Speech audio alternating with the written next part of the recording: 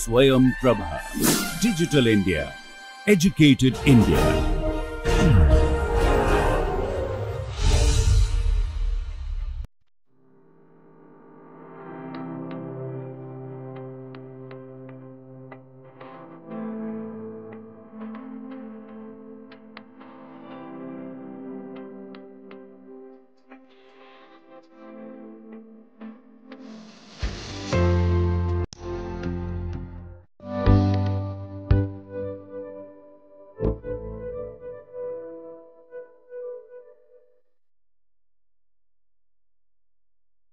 আজকের ক্লাসে আমরা অ্যালকিন এবং অ্যালকাইন সিস্টেমস গুলো দেখার চেষ্টা করব যেগুলো মেটালের সাথে বন্ডিং করতে পারে। তাহলে আজকের আমাদের টপিক হচ্ছে অ্যালকিন অ্যান্ড অ্যালকাইনস। তাহলে অ্যালকিন সিস্টেমস গুলো যখনই আমরা ভাববো তখনই প্রথম কথা কি ভাবতে হবে যে এদের একটা অরবিটাল ডায়াগ্রাম দেখার চেষ্টা করি যে তারা মেটালকে কিভাবে ইলেকট্রন ডেনসিটি ডোনেট করতে পারে।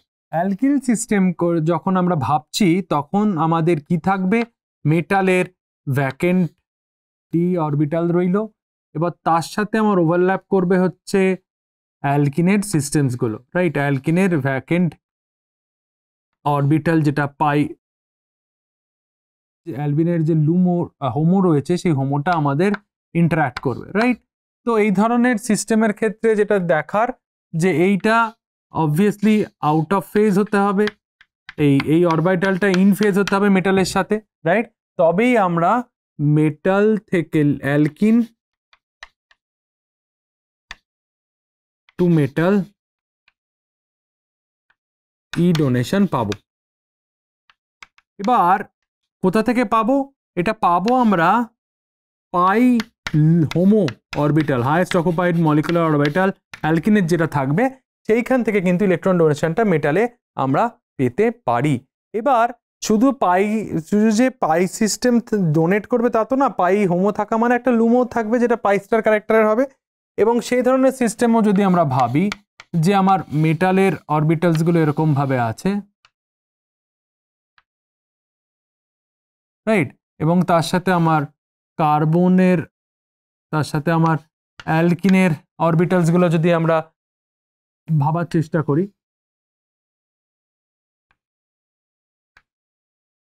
বুঝতেই পারছো এরা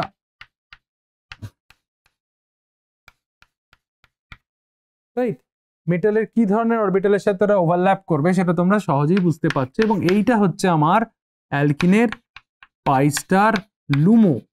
তাহলে যখন পাই হোমো থেকে আসছে তখন অ্যালকিন ডোনেট করছে মেটালকে, কিন্তু মেটাল যদি ইলেকট্রন রিচ হয়, ই রিচ মেটাল যদি হয়, সে কিন্তু ইলেকট্রন ডেনসিটি পাই স্টার লুমোতে, যেটা অ্যালকিনের পাই স্টার, সেটাতে কিন্তু ইলেকট্রন ডেনসিটি ডোনেট করতে পারবে। এই ঘটনাটা যদি ঘটে তাহলে কি হবে, যে মেটাল অ্যালকিন যে bond will be stronger. That means bond length will be shorter. আর এটা হচ্ছে অবজারভেশন 1। যদি মেটাল থেকে ইলেকট্রন ডেনসিটি ট্রান্সফার হয়, আর আরেকটা কি হবে, আরেকটা হবে যে carbon carbon bond in alkyne will be weaker. এই বন্ডটা যদি উইকার হয় কার্বন কার্বন বন্ডটা, তার মানে ওদের বন্ড লেন্থটা বেড়ে যাবে। This is what we need to know. এবার এই ধরনের সিস্টেম যখন ভাবছি, আমরা ভাবার চেষ্টা করছি একটা সিস্টেম অ্যালকিনের যেখানে আমাদের আর গ্রুপ কিন্তু যে স্টিরিও ইলেকট্রনিক ফ্যাক্টরটা আর গ্রুপ রেগুলেটস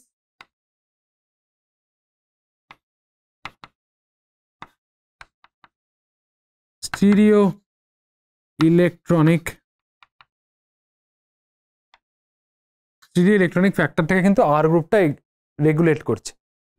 একটা ছোট্ট এক্সাম্পল দেখালেই তোমরা সহজে বুঝে যাবে আমি ঠিক কি বলতে চাইছি। ধরে নাও প্ল্যাটিনামের একটা কমপ্লেক্স যেটা আমাদের ইথিন দিয়ে তৈরি হচ্ছে,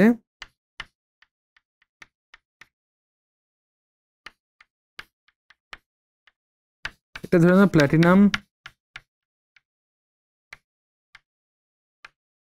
রাইট, প্ল্যাটিনাম PR3 টাইপের কমপ্লেক্স, এবং এখানে ইলেকট্রন ডেন্সিটি ডোনেট করছে। মনে রাখতে হবে প্ল্যাটিনাম এখানে 0 অক্সিডেশন স্টেটে আছে।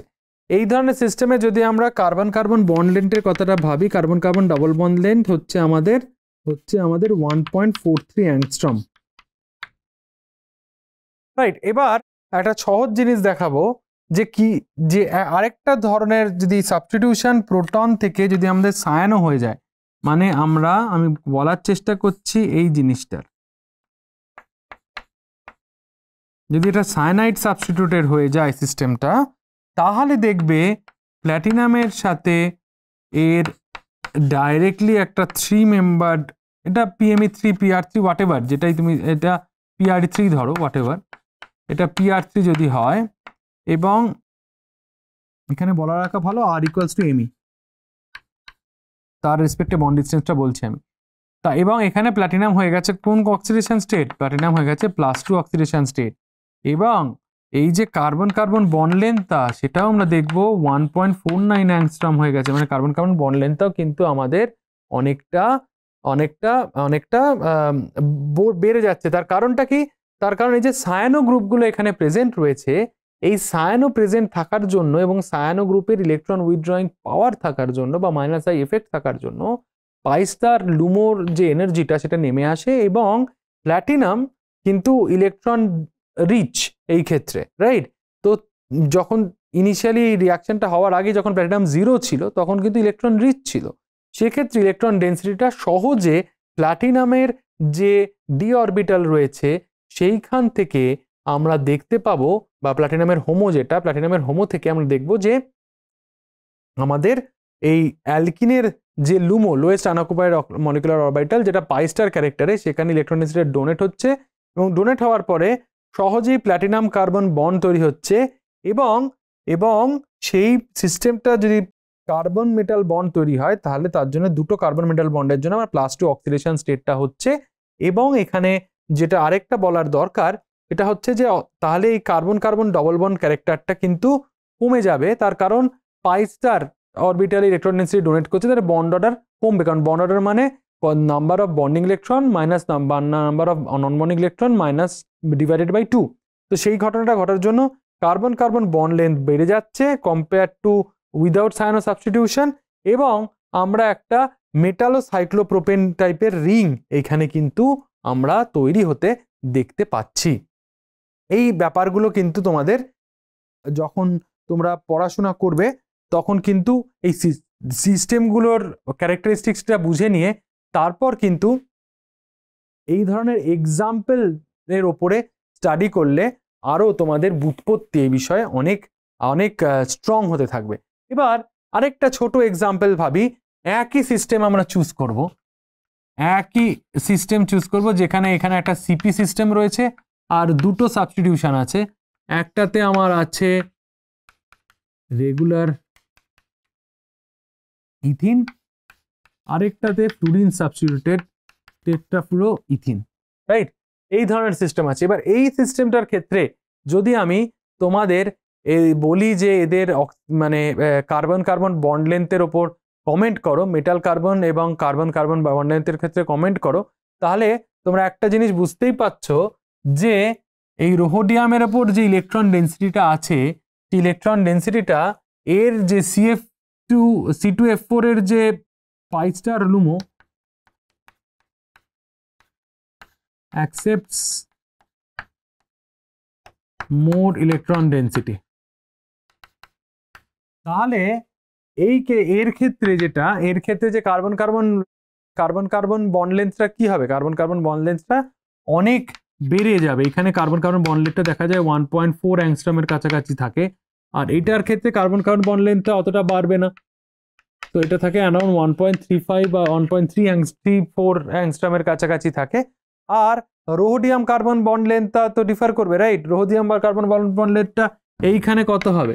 রোহোডিয়াম কার্বন বন্ড লেন্থ এখানে আমাদের হয়ে যাবে অ্যারাউন্ড 2.16 অ্যাংস্ট্রম, আর এইখানে রোহোডিয়াম কার্বন বন্ড লেন্থ হয়ে যাবে অ্যারাউন্ড 2.04 or 02 অ্যাংস্ট্রম এর কাছাকাছি, 04 অ্যাংস্ট্রম এর 02 অ্যাংস্ট্রমের কাছাকাছি হয়ে যাবে। তাহলে কারণ solely because of electron withdrawing effect of C2F4, যারা ইলেকট্রন ডেন্সিটি মেটাল থেকে পাই স্টার লুমোতে টেনে নিতে পারছে, যার জন্য মেটালের সাথে কার্বনের ওভারল্যাপটা বেটার হচ্ছে এবং ওদের ডিস্টেন্স কমছে, বন্ডটা স্ট্রঙ্গার হচ্ছে। অপরদিকে আবার কার্বন কার্বন যে ডবল বন্ডটা আছে সেটার আমাদের লেন্থ কিন্তু ছোট হয়ে যাচ্ছে। এই এক্সাম্পলটা কিন্তু ক্লাসিক্যাল, এই এক্সাম্পলটা তোমাদের মনে রাখাটা খুবই জরুরি। এবার আমরা আরেকটা এক্সাম্পল দেখি। আরেকটা এক্সাম্পলে আমরা দেখতে পারবো যে ধরো একটা এক্সাম্পল দেখছি আয়রনের বেসিসে একটা বিউটাডাইন সিস্টেম, আয়রন বিউটাডাইন সিস্টেমের একটা এক্সাম্পল দেখি। বিউটাডাইন সিস্টেমের ক্ষেত্রে বিউটাডাইন সিস্টেমে এরকম, এবং এই সিস্টেমে 1.46 হচ্ছে এই কার্বন কার্বন ডবল বন্ডের লেন্থ হয়ে থাকে, সিঙ্গেল বন্ডের লেন্থ হয়ে থাকে, আর এই কার্বন কার্বন ডবল বন্ডটা ইউজুয়ালি 1.35 অ্যাংস্ট্রমের কাছাকাছি থাকে, ঠিক আছে? কিন্তু যেই এই বিউটাডাইন সিস্টেমটা আয়রনের কমপ্লেক্সে যোগ করে দেবে, কার্বন মনোক্সাইডের কমপ্লেক্সে যোগ করে দেবে, এই বন্ডটা কিন্তু অনেকটা, এই পুরো ইলেকট্রন ডেন্সিটিটা কিন্তু মেটালের ওপরে চলে আসতে পারে, এবং সেক্ষেত্রে আমরা দেখব যে এই বন্ড লেন্থগুলো অলমোস্ট খুব কাছাকাছি হয়ে যায়, 1.45 1.46 অ্যাংস্ট্রম হয়ে যায়। তার কারণটা কি? তার কারণটা হচ্ছে যে মেটাল থেকে ইলেকট্রন ডেন্সিটিটা, এখানে বন্ডটা যখন শর্টার ছিল তার কার্বন কার্বন ডবল বন্ড ক্যারেক্টারটা বেশি ছিল, এই ক্ষেত্রে কি হচ্ছে, এইখানে ইলেকট্রন ডেন্সিটিটা মেটালের ওপর ডোনেট হয়ে যাচ্ছে, প্লাস মেটালের ওপরে কিছু পাই অ্যাসিডিক লিগ্যান্ড আছে, কার্বন মনোক্সাইড পাই অ্যাকসেপ্টার লিগ্যান্ড। এই ধরনের পাই অ্যাকসেপ্টার লিগ্যান্ড থাকলে মেটালের ওপর, মেটাল যতই লোয়ার অক্সিডেশন স্টেটে থাকুক, ইলেকট্রন রিচ থাকুক, এই ইলেকট্রন ডেন্সিটিটা কিন্তু এই পাই অ্যাসিডিক লিগ্যান্ডের দিকে অনেক বেশি ড্রেন্ড হয়ে যায়। ড্রেন হয়ে গেলে আমরা দেখব ইলেকট্রন ডেন্সিটি যদি এই লিগ্যান্ড থেকে, অ্যালকিন থেকে মেটালে ট্রান্সফার হয়ে যাবে, সেক্ষেত্রে আমরা দেখব যে এখানে কিন্তু বন্ড ডিস্টেন্সটা, বন্ডটা অনেকটা বেড়ে যাবে। এখন বন্ডটা আর ডবল বন্ড ক্যারেক্টার লস হয়ে যাচ্ছে, কারণ পাই ইলেকট্রন, কারণ হচ্ছে পাই ইলেকট্রন ডেন্সিটি কিন্তু আমাদের ট্রান্সফার হয়ে যাচ্ছে, তার জন্য এই ধরনের ঘটনাটা দেখতে পাওয়া যায়। এবার আরেকটা ছোট সিস্টেম যেটা আমরা দেখতে পারি সেটা হচ্ছে যে জার্কোনিয়াম বেসড একটা সিস্টেম, যেখানে দুটো সাইক্লোপেন্টাডাইন আমরা অ্যাটাচ করে রাখি, দুটো সাইক্লোপেন্টাডাইন অ্যাটাচড অবস্থায় থাকছে, এবং আমরা দেখব এই সিস্টেমটাতে এরকমভাবে, এটা বিউটাডাইন সিস্টেম, এরকম অ্যাটাচড অবস্থায় আছে, রাইট? এরা ইলেকট্রন ডেন্সিটিটা মেটাল থেকে ডোনেট করছে, মেটালকে ডোনেট করছে। এবার এইখানে যে বন্ড ডিস্টেন্সটা, এটা 1.46 অ্যাংস্ট্রম, কারণ ইলেকট্রন ডেন্সিটিটা টেনে নিয়েছে 1.40 অ্যাংস্ট্রম। আর এখানে জার্কোনিয়াম কিন্তু আমাদের +2 অক্সিডেশন স্টেটে রয়েছে, এবং +2 অক্সিডেশন স্টেট হচ্ছে লোয়ার অক্সিডেশন স্টেট, প্লাস একটা জিনিস মনে রাখতে হবে, এর কিন্তু কিন্তু susceptible to go to +4 oxidation state, right? এবার যেটা হচ্ছে যে সিঙ্গেল বন্ডের এই যে ঘটনাটা এখানে আমরা দেখতে পাচ্ছি যে ইলেকট্রন ডেন্সিটিটা কার্বন কার্বন ডবল বন্ড থেকে জার্কোনিয়ামের ট্রান্সফার হয়ে যাচ্ছে, এবং যার ফলে জার্কোনিয়ামের একটা বেসিক প্রোপেন্সিটি হচ্ছে এই +2 অক্সিডেশন স্টেট, যেটা লো অক্সিডেশন স্টেট থেকে কিন্তু +4 অক্সিডেশন স্টেটে যাওয়ার চেষ্টা করে। সেই রেসপেক্টে যদি বলতে চাই, +2 অক্সিডেশন স্টেট অফ জার্কোনিয়াম অনেকটা electron rich compare to +4 oxidation state, যার জন্য আমরা দেখব যে এই ইলেকট্রনের যে D2 সিস্টেম, দুটি ইলেকট্রন রয়েছে, তো এই D2 সিস্টেম একটা ব্যাপার, এই দুটো ইলেকট্রনও কিন্তু এই zirconium wants to donate it to pi star LUMO of this alkene system. এইটা করতে গিয়ে যেটা ঘটায় সেটা হচ্ছে যে কমপ্লিটলি ওটা ডাম্প করে দেয়, করে দিয়ে যেটা করে এটা হচ্ছে জার্কোনিয়াম এরকম একটা 5 মেম্বার রিং তৈরি করে নেয়, করে তার সাথে সিপি অ্যাটাচড অবস্থায় থাকে, এবং zirconium get oxidize to +4 oxidation state. এটা খুব ফ্যাসিনেটিং একটা এক্সাম্পল, যেটা এই ধরনের সিস্টেমকে আমরা দেখতে পাই যে স্টেবিলাইজ করতে পারে। ওকে, তাহলে যে অ্যালকিন অ্যালকাইন সিস্টেমের পর যখন অ্যালকিন অ্যালকাইন সিস্টেমে যখন আমরা আলোচনা করছি, তাদের এমো ডায়াগ্রাম বিষয়ে আলোচনা করছি, তাদের স্টিরিও ইলেকট্রনিক ফ্যাক্টর যেগুলো রয়েছে আর গ্রুপ বা সাবস্টিটিউশনের উপর ডিপেন্ড করে, সেগুলো আমরা দেখলাম। বেশ কিছু প্রবলেম, 3-4টি প্রবলেমের মধ্যে দিয়ে আমরা দেখার চেষ্টা করলাম কিভাবে carbon carbon metal bond length বা মেটাল কার্বন বন্ড লেন্থটা ভ্যারি করতে পারে এবং কোন ধরনের সিস্টেম স্টেবল হয়, lower oxidation state of the metal, electron rich, electron deficient metal, তারা কিভাবে ব্যাপারটাকে জাস্টিফাই করে, সেই জিনিসটা আমরা এখানে দেখার চেষ্টা করলাম। আরেকটা ছোট্ট এক্সাম্পল দেখব আমরা। তোমাদেরকে বলতে হবে এই এক্সাম্পলটাতে লিগ্যান্ডটা কোন সিস্টেমটার সাথে বেটার কোঅর্ডিনেট করবে বা বেটার বন্ডিং করবে, সেই উত্তরটা আমাদের খুঁজতে হবে। এক্সাম্পলটা কি? এক্সাম্পল আমরা ধরে নাও একটা লিগ্যান্ড তোমায় দিচ্ছি, ট্রাইফ্লুরোইথিলিন সিস্টেম। ট্রাইফ্লুরোইথিলিন সিস্টেম দেখতে কিরকম হয়? ট্রাইফ্লুরোইথিলিন সিস্টেম টেট্রাফ্লুরোইথিলিন সিস্টেমের মতোই দেখতে, শুধু একটি ফ্লোরাইড কম থাকে। This is your trifluoroethylene system. Okay, এবার এর আমরা কমেন্ট করব কিসের ওপর? যে কে মেটালের সাথে কোন মেটাল কমপ্লেক্সটার সাথে স্ট্রংলি বন্ড ফর্ম করবে। তাহলে আমরা এক্সাম্পলগুলো কি কি? এক্সাম্পলগুলো আমরা ধরে নিলাম এটা হচ্ছে আমাদের এল। এই এল এখানে অ্যাটাচড অবস্থায় রয়েছে, তার সাথে ক্রোমিয়ামের কার্বনিল কমপ্লেক্স আমরা নিলাম, রাইট? তার সাথে আমরা নিলাম ধরো টাইটেনিয়ামের একটা সিস্টেম, যেখানে আমরা দুটো সিপি অ্যাটাচড অবস্থায় আছে এবং এইখানে আমাদের এল রয়েছে। আর একটা টাংস্টেনের আরেকটা সিস্টেম নেওয়ার চেষ্টা করি, যে সিস্টেমটাতে আমরা দেখব যে কিরকম ঘটনা ঘটছে। ওকে, সেখানে আমাদের এল রয়েছে, দুটি বাইডেন্টেড লিগ্যান্ড রয়েছে,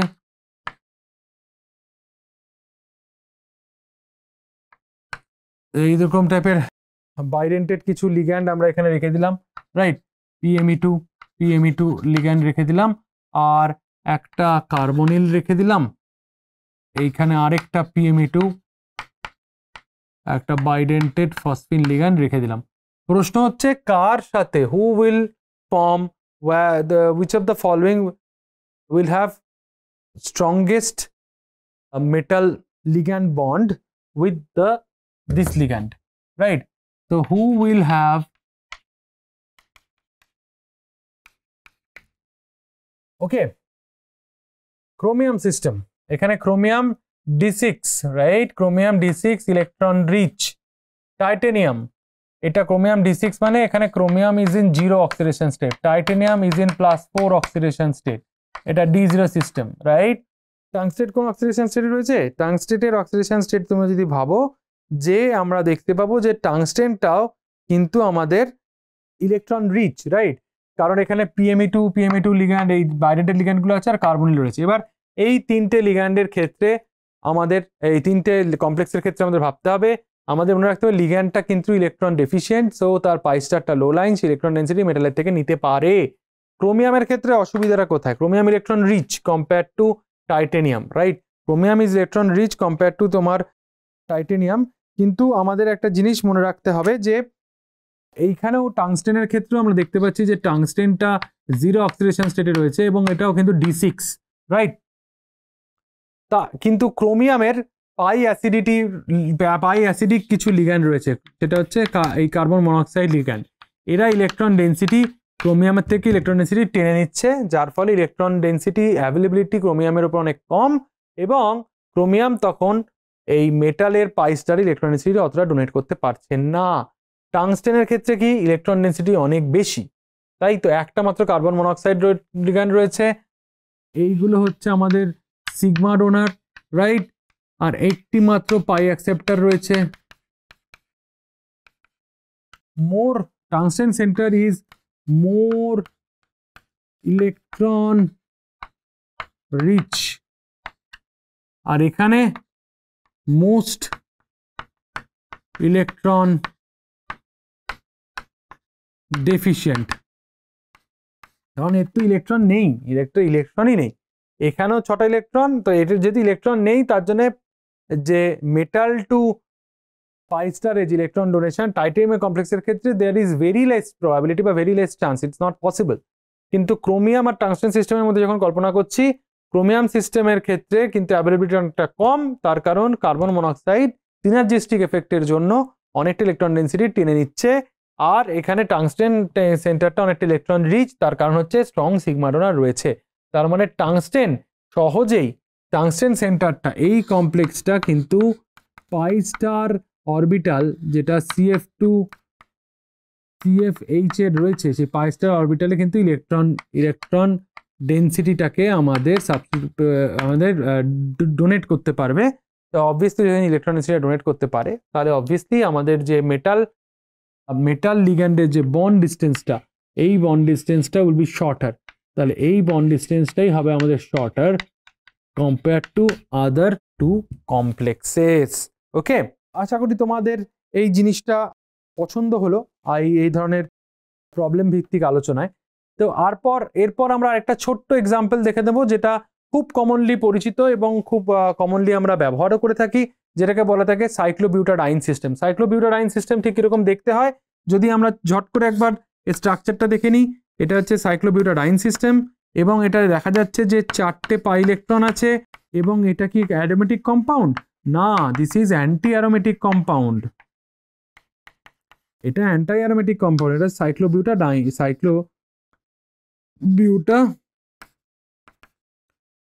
সিস্টেম, রাইট। এটা তাহলে কি করতে দেখা যায় একে, এই ধরনের সিস্টেমসগুলো খুব সহজেই রিঅ্যাক্ট করে। এর খুব ক্লাসিক এক্সাম্পল আছে একটি, যেটি আজ থেকে অলমোস্ট 65 বছর আগে ক্রিগ এবং তারপর 1956-এ ওরগেল এবং হিগিন্স আবিষ্কার করেছিলেন, যারা মলিকুলার অরবিটাল থিওরি থেকে এটা বেসিক্যালি তারা প্রেডিক্ট করেছিল, বাট এটা বানিয়েছিল কিন্তু তার ঠিক 3 বছর পর। তো এটার যে স্ট্রাকচারটা 1956-এ theoretically predicted by Orgel and Higgins,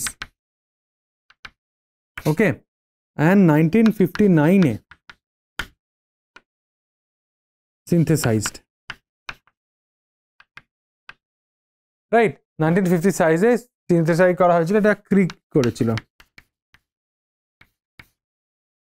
ওকে, তাহলে এই সিস্টেমটা কি হয় রিঅ্যাক্ট করে, এটা আমরা একটা স্পেসিফিক এক্সাম্পল নিয়ে দেখার চেষ্টা করব। এই ধরনের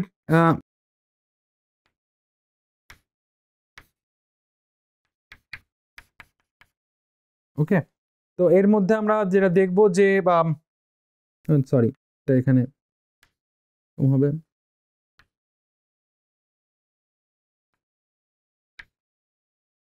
ওকে, এবং এখানে আমরা মিথাইলেটেডও থাকবে এবং ক্লোরিনেটেডও থাকবে,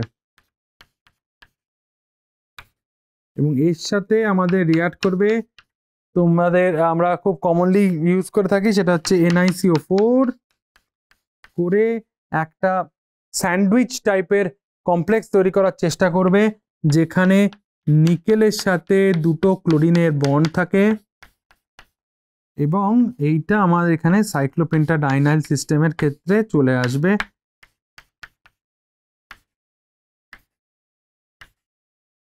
এই নিকেলটা ডিরেক্টলি সাইক্লোপেন্টাডাইনাইল সিস্টেমের সাথে যুক্ত অবস্থায় চলে যাচ্ছে, আর এর সাথে একটা ক্লোরাইড এরকম ভাবে চলে আসে, রাইট। আর এখানেও একই ঘটনা ঘটে।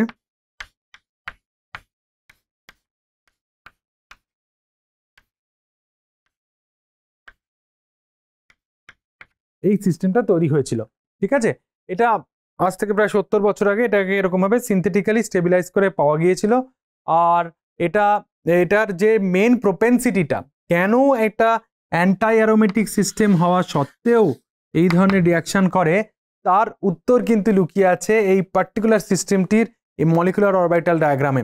সেই মলিকুলার অরবিটাল ডায়াগ্রামটা দেখলে আমরা বুঝতে পারবো যে নন বন্ডিং ইলেকট্রনগুলো আছে, সেটা ইলেকট্রন রিচ মেটালের রেসপেক্টে যখনই চলে আসবে, যেমন নিকেল সিস্টেম, এক্ষেত্রে nickel is in zero oxidation state, nickel is in D8 and nickel is in zero oxidation state, right.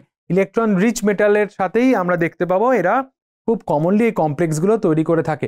তাহলে আমরা যদি চট করে এদের অরবিটাল ডায়াগ্রামটা দেখার চেষ্টা করি, তাহলে আমাদের মেটালের ডি অরবিটাল আছে, এটা এক্সাম্পল হিসেবে তোমরা নিতে পারো এই ধরনের একটা অ্যালকিন সিস্টেম, অ্যালকাইন সিস্টেম, যার সাথে FeCO4 এর রিঅ্যাক্ট করে দিতে পারো, করালে তোমরা দেখতে পাবে এই রকম একটা Fe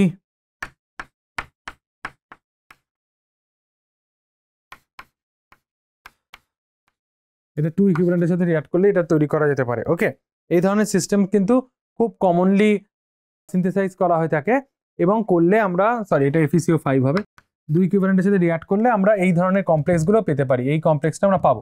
এটারই এমন রেসপেক্টে যদি তুমি দেখতে চেষ্টা করো তাহলে যেটা দেখতে পাবে সেটা হচ্ছে যে এর যে অরবিটালগুলো থাকবে সেখানে থাকবে আমার একটি বন্ডিং অরবিটাল, এইখানে একটি নন বন্ডিং অরবিটাল রয়েছে যেখানে আমার দুটো ইলেকট্রন থাকবে এবং তার সাথে একটা ভ্যাকেন্ট অরবিটাল উপরে থাকবে।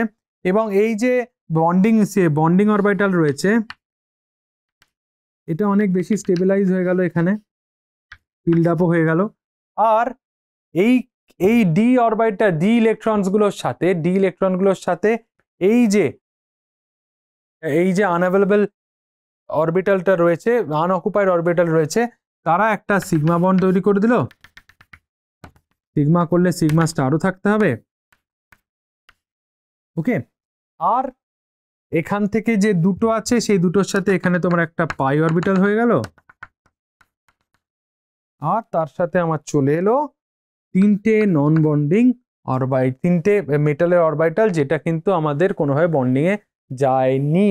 এবার তুমি যদি ইলেকট্রন ফিল আপ করে দাও, যদি আমরা আয়রন সিস্টেমের ক্ষেত্রে ভাবি, এই আয়রন পার্টিকুলার সিস্টেমটা, এই সিস্টেমটা যেটা হচ্ছে আয়রন D8 সিস্টেম, এখানেও কিন্তু আমাদের iron at is 0 oxidation state.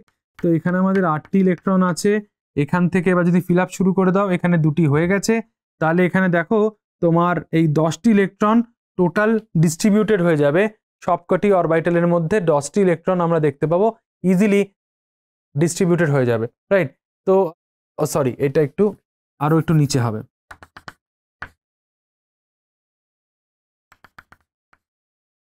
ওকে, তো এরকম হয় যদি ইলেকট্রন ডেন্সিটিটা ডিস্ট্রিবিউট করতে থেকে যাই আমরা, তাহলে আমরা দেখতে পাবো যে খুব সহজেই আমাদের যে ইলেকট্রন ডেন্সিটিগুলো যদি ডাম্প করা শুরু করে দিই, 10টি ইলেকট্রন আছে, 5টি পেয়ার ইলেকট্রন এখানে বসিয়ে দিলাম, তাহলে বোঝাই যাচ্ছে কিভাবে ঘটনাটা ঘটছে। এটা সিগমা, এটা পাই স্টার, রাইট? এবং এইখানে যখন এই সিস্টেমটা পৌঁছচ্ছে তখন তোমরা দেখতে পাচ্ছ এই যে সিগমা বন্ডটা, এটা এনার্জেটিক্যালি আরেকটু উঁচুতে হবে, এনার্জেটিক্যালি আরো ক্লোজ টু এই সিস্টেমটা এই ইলেকট্রন ডেন্সিটিটার কাছে থাকবে। ওকে, এবং এটাকে যদি ফিল আপ করে দিই তাহলে আমরা দেখতে পাবো কিভাবে আমার 4টি ইলেকট্রন ছিল, 4টি ইলেকট্রন সিস্টেম, যেটা পাই অ্যান্টি অ্যারোমেটিক সিস্টেম, তার সাথে মেটালের ইলেকট্রনগুলো জয়েন করে এটা কিন্তু দেখা যাচ্ছে 6 ইলেকট্রন সিস্টেম হয়ে গেছে। 6 ইলেকট্রন সিস্টেম হয়ে গেল, 6 ইলেকট্রন সিস্টেম হয়ে গেল মানে আমাদের 4n+2 যে রুল আছে অ্যারোমেটিসিটি, সেই রুলটাকে কিন্তু স্যাটিসফাই করবে, যেটাই হচ্ছে এই সাইক্লোবিউটাডাইন সিস্টেমগুলোর রিঅ্যাক্ট করার, মেটালের সাথে রিঅ্যাক্ট করার বা বন্ড ফর্ম করার মেইন কারণ, যেটা ওদের এমোতে আছে, সেটা হচ্ছে 4 ইলেকট্রন সিস্টেমটা 6 ইলেকট্রন সিস্টেমে কনভার্ট হয়ে যাচ্ছে মেটালের সাথে বন্ডিং করে। আর আরেকটা সিস্টেম আমাদের এখানে বাকি রইলো বলা, সেটা হচ্ছে অ্যালকাইন সিস্টেম, যারা ডিরেক্টলি একটা মেটালের সাথেও বন্ড করতে পারে অথবা মাল্টিমেটালিক বন্ডও এরা কিন্তু তৈরি করতে পারে। ধরে নাও এরকম ভাবে মাল্টিমেটালিক বন্ডও কিন্তু আমাদের এই অ্যালকাইন সিস্টেমসগুলো খুব সহজে করতে পারে। এরকম বন্ডিং কিন্তু খুব সহজেই করতে পারে, এবং সেক্ষেত্রে মেটালগুলো খুব কাছে চলে আসে বলে মেটাল বন্ডিংও কিন্তু এদের ক্ষেত্রে সম্ভব। তো অ্যালকাইন সিস্টেম আমরা দেখব 2 ইলেকট্রন নিউট্রাল और 4 ইলেকট্রন নিউট্রাল ডোনার হিসেবে কাজ করতে পারে, যখন দুটো মেটালেও ডোনেট করতে পারে অথবা সিঙ্গেল মেটালেও এরা ডোনেট করে থাকতে পারে। তাহলে আজকের যে লেকচার সেটাতে আমরা বেসিক্যালি অ্যালকেন এবং অ্যালকাইন সিস্টেমসগুলো দেখার চেষ্টা করলাম, বেশ কিছু প্রবলেম সলভ করার চেষ্টা করলাম, সেখান থেকে আমাদের আইডিয়াটাকে আরো বেশি ক্লিয়ার করার চেষ্টা করলাম, এবং তারপর আমরা দেখার চেষ্টা করলাম যে সাইক্লোবিউটাডাইন সিস্টেমটার সাথে মেটালের কিভাবে রিয়াকশন হয়, এই অ্যান্টি অ্যারোমেটিক সিস্টেম মেটালের সাথে রিঅ্যাক্ট করে কোথায় এনার্জেটিক গেন রয়েছে, যেই গেনের জন্য এরা এরা এই মেটালের সাথে রিঅ্যাক্ট করে কমপ্লেক্স তৈরি করে, এবং সেটা আমরা দেখছি অ্যান্টি অ্যারোমেটিক সিস্টেমটা কিন্তু আমাদের অ্যারোমেটিক সিস্টেমে কনভার্ট হয়ে যাচ্ছে। আগামী ক্লাসগুলোতে আমরা আরও নতুন কিছু লিগ্যান্ড নিয়ে আলোচনা করব, তার মধ্যে সাইক্লোপেন্টাডাইন সিস্টেমটা এবং তার রেসপেক্টিভ যে ক্যারেক্টারিস্টিক্সগুলো আছে সেইগুলোও আমরা ডিটেলে আলোচনা করব। আশা করি এখন অবধি যে আমরা আলোচনাগুলো করেছি, আমরা অনেকগুলো লেকচার হয়ে গেছে, আমাদের অলমোস্ট 25-30টার ওপরে লেকচার হয়ে গেছে, আমরা হাফ অফ দ্য সিলেবাসও কভার করে ফেলেছি, এবং আশা করি তোমরা অনেকটাই এই বিষয়ে বুঝেছো এবং অনেক প্র্যাকটিস করবে, অনেক রকমের প্রবলেম প্র্যাকটিস করবে এবং করে এই বিষয়ে তোমাদের বুৎপত্তি আরও বাড়ানোর চেষ্টা করবে, এই আশা রাখলাম। ধন্যবাদ।